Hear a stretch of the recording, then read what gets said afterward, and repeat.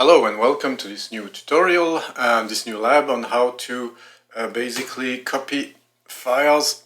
Like first we want to find files and then we want to, sorry, I was preparing the stuff and I need to delete it now because I want to redo it with you. I was just preparing everything so that it runs smoothly because there are some tricks there.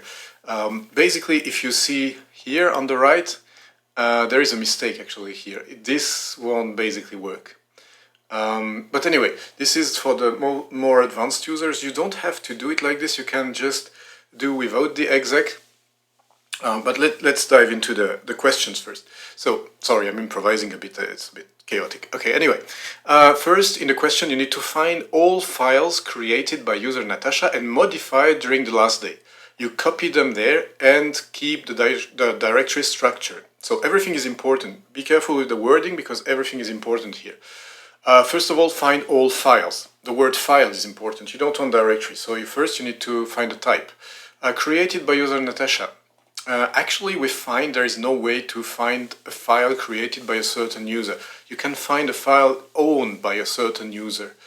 But with find, you won't be able to know that it was really created by that user for sure. We don't track that in this kind of system with files. You would need some different query, which would be a bit more complicated and outside of the scope of the RHCSA, I think. And modified during the last day. This is also a little bit tricky one. Copy them to /root/natashafiles. So that's clear. You need to create the directory. Keep the directory structure. Hey, that's a tricky one, and you will see why. So now let's first find all files. So we do a find. Well, let's first do a find help. This is the easiest maybe here. You need the type because you need to find files. There are different types of files. They are here. I forgot what they all mean really, directories and links and whatever files, you know. Most importantly, it's files and directories. That's usually what you want to search. The rest is kind of not so important.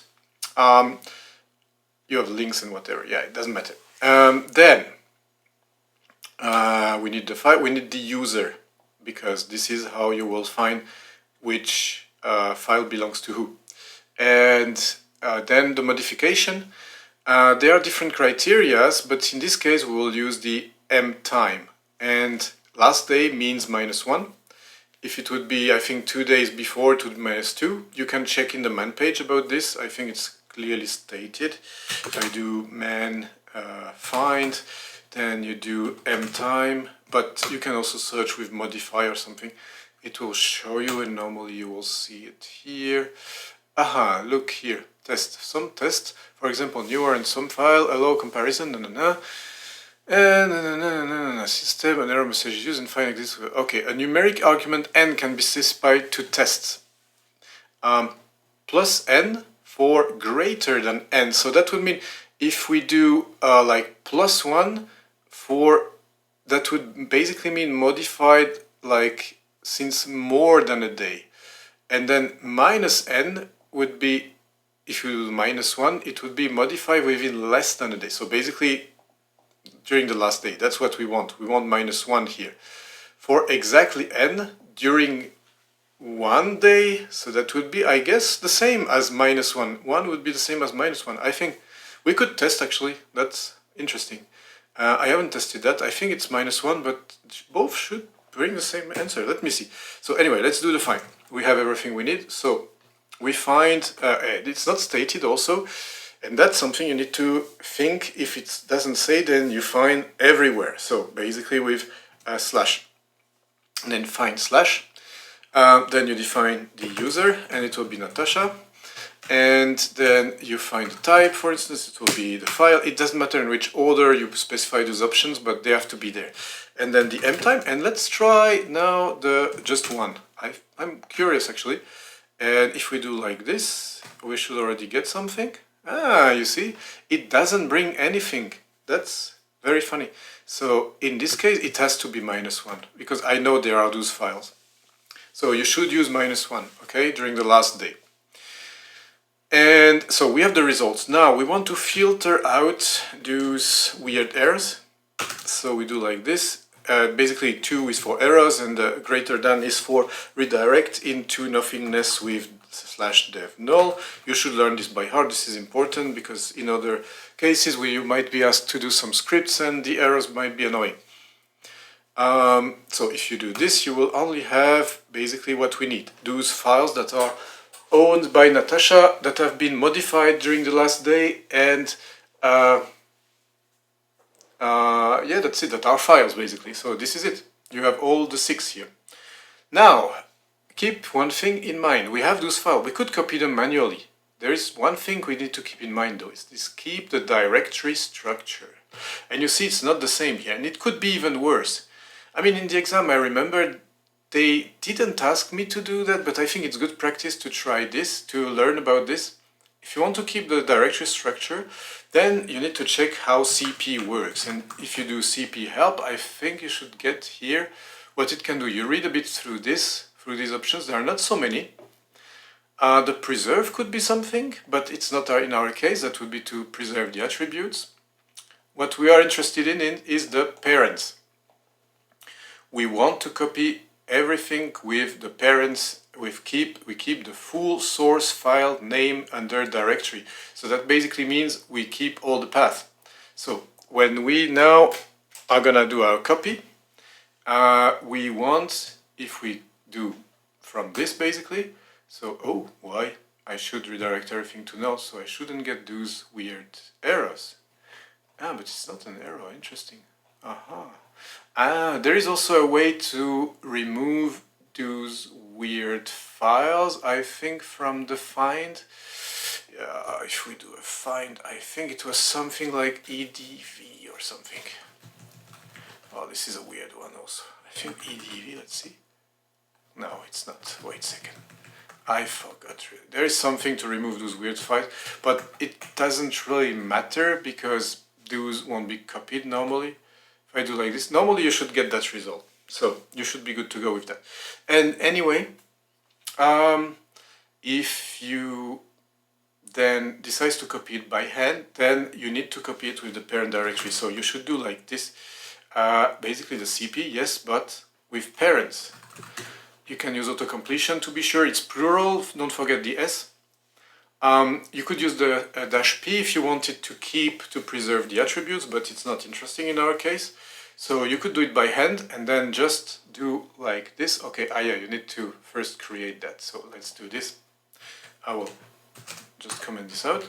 We will mkdir p. We create that directory. And then once we have that, we go back to our copy, flag parents, and then we can immediately copy the stuff manually. So let's say you want to copy that. Up. And you want to copy it under this. So you do it like this basically. You can put the trailing slash or not, I think it doesn't matter, but basically that's how you do it. And then if you go to natashafiles, then you will see, actually we can use one utility which is called tree. It's also in the base OS, so this is something you can use. You can use tree-a. You can install it if you don't have it, like dnf install tree. It's useful because then you see all the files under the different directories. So in this case we have this structure, it's preserved, so it worked. So basically you do this for all the files. Should I do it for all the files? I will do it for all the files. It's a bit annoying, but yeah, actually I can just, instead of copying, I will just autocomplete. So we had the .l and then lest. I don't know what that does, this thing, but it doesn't matter. We'll just copy it in there as well. And then we have also the shooby-doo file that I created myself. For fun, I just logged in as Natasha and created some files. You can do the same on your side, you know. You just log in as Natasha, you use su space dash space Natasha, and then you log in. And then you create some files wherever. The weirder files, the merrier. And then from here it becomes a bit more tricky because you see the directories are a bit different. So I suggest you copy it in this case. And here, and then you copy this one. Same thing. And then you copy this one.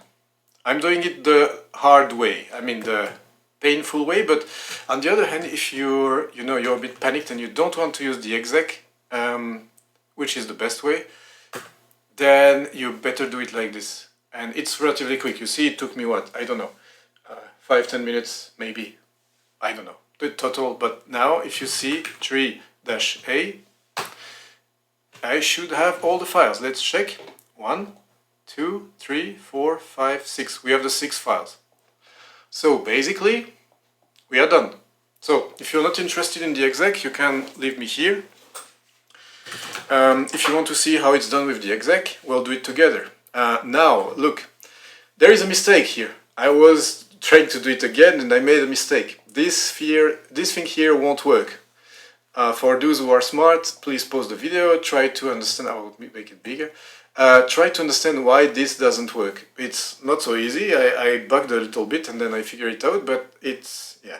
I did it fine in the exam. I don't think it was asked to preserve the directories, so that's a bit the tricky part. Okay, now I will give you the trick.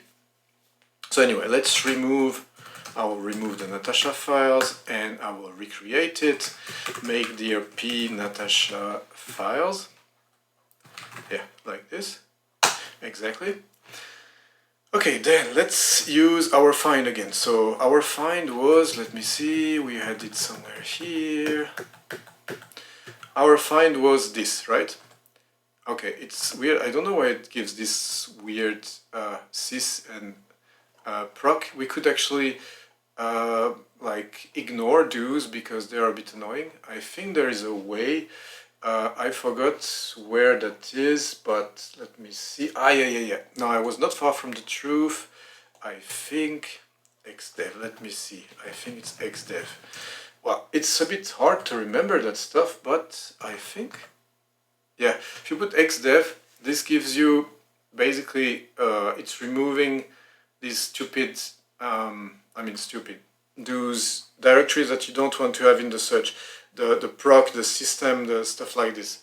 So because they won't ask you to find something there, so it shouldn't be there, you see. So then you have only the files that you need to find by doing this. I think you can find it in the man page, maybe. Let's see. xdev. Yeah, exactly. Don't descend directories on other file systems. Yeah, so basically you want to avoid the other stuff. So anyway. Let's exit this. So you can use this, but this is fine. If you don't put the xdev, it should work as well. It's just sometimes it's annoying. It does some weird stuff. So this is fine. You did the exec, which will basically forward. It's a bit like piping and using xargs. It's actually even saying it. I think in the man page of the find, if you check it, when you're explaining the exec. Basically, it's passing the results of the find in as attributes in another sequence. So now, after the exec, you want to copy, and you want to use the parents like we did before when you did manually. And the p we could use, but we don't really need it. Then we need the list of the results. That's how you do it with exec. We can see it also in the TLDR or in the examples of the man page. We can go back to it. Actually, let me have a look. I will show you. Man find, and then you go completely down and you should have some examples. Let me see where that is. That should be, yeah, you see there are already some execs here, but maybe this, for instance, you see, typically. So what it does, it finds everything of type file in the current directory, and with the results of that, it does the file command, and basically on the string of the name of those files it found, and it does that every single time for every single file. So it runs every time the same, but it doesn't run it as a package. If you want to run all the arguments together, then you would use the plus at the end. The backslash at the end with semicolon is actually saying you will use it every single time. I think it's explained somewhere, so if you read you will figure it out, but this is the idea. So if I go back, and I'm here, let's say this, and then I need to specify where I want to copy it, of course, so root natashafiles, and then is the tricky part, and that's where I was failing, because I was putting it like this, and it doesn't work. So what I just said is, if I do this, you see, I will go to natashafiles, and then what happens? Nothing. Why doesn't it work? This should work, but it doesn't. Why? And the answer is because when you do this, and if you use the backslash plus, then it does it with the arguments all together. And the problem is that you're using something that are going to have different parents. So you cannot do it in this case with the backslash plus, because the parents will be different. If you use the backslash semicolon though, this is the trick, this is the difference. Then it will take into account, oh actually, wait a second, because I just want to show you, I just noticed that I run it as a command. So of course it won't work. But anyway, I want to show you again. Now, if I do slan, nothing. So you see, even not as a command, it won't work. But if you do here, you replace it by a semicolon, then it will run that copy every time once. So basically, if you remember what we had here, we had this bash history, lest and shooby-doo, and all these. So for all these results, it won't take them all as one big argument composed of many items. It will take all those arguments separately. That will be one argument, it will run once with it, and then it will run once with it. And that works because the parents are different. If you run them all together, it will fail with the plus. But with the semicolon, it should work. And you see, it took a little bit longer, and that's because it's there. If I now do a 3A to see the whole thing, then it appears again. I removed it before, now it's there. So you have 1, 2, 3, 4, 5, 6 files, and they're all there. If you also check LSL, you should see, well, I need to go to CD home and CD Natasha, and then LS, and I will see here. And if I check, for instance, here, you see that the structure is kept. Now, I didn't keep, I didn't put the dash P, so it doesn't keep the attributes, but it was not in the requirements. If I had something as requirement to keep the attributes like the permissions and the ownership, then it would be important to basically use the dash P when you copy. Also, just for the sake of doing that nicely, because we are in here, let's go back to this Natasha file place. So now I'm here, and now if I do 3A, I have everything. But let's do it like we can do a chown R for repetitive, and then we do Natasha, and I think Natasha is part of the group Natasha. So you do it like this, and then everything below here will basically, I'm missing upper hand after, yeah, okay. Then I need to put everything, so basically like this, zoop, and then everything here now, if I do lslan, then I should see, yeah, if I do lsl, I will see the name, it will be Natasha. Basically, everything now in there will be also owned by Natasha, which is maybe nicer, but it's not mandatory.